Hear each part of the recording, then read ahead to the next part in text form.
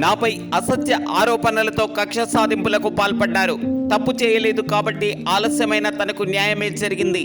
మాజీ ఐపీఎస్ అధికారి ఏబి వెంకటేశ్వరరావు 2024 ఎన్నికలకు సంబంధించి ఏపీలో కూటమికే పెద్దపీట వేసిన ఎగ్జిట్ పోల్స్. పిన్నెల్లి నుంచి ప్రాణహాని ఉంది. సుప్రీంకోర్టును ఆశ్రయించిన బాధితుడు. ఆయనకు ఇచ్చిన అరెస్టు మినహాయింపు ఆదేశాలు రద్దు చేయాలని కోరిన బాధితుడు. ఇంగ్లాండ్ నుంచి భారత్కు 1,00,000 కిలోల బంగారం తరలింపు. దాదాపు 100 టన్నులు అంటే 1,00,000 కిలోల పసిడిని దేశీయ ఖజానాలో చేర్చిన వైనం. పవన్ కళ్యాణ్ విజయం కోరుతూ మోకాళ్లపై తిరుమల మెట్లు ఎక్కున యువతి. 450 మెట్లు మోకాళ్లపై ఎక్కినట్లు స్పష్టీకరణ. తెలంగాణ ఆవిర్భావ వేడుకలకు సోనియా హాజరు కాకపోవచ్చు అన్న కాంగ్రెస్ వర్గాలు. ఆరోగ్య సమస్యల కారణంగానే ఆమె రావటం లేదు అని తెలిపిన కాంగ్రెస్ నాయకులు. ఇండిగో విమానానికి బాంబు బెదిరింపు. వెంటనే విమానాన్ని ముంబైలో అత్యవసర ల్యాండింగ్ చేసిన అధికారులు.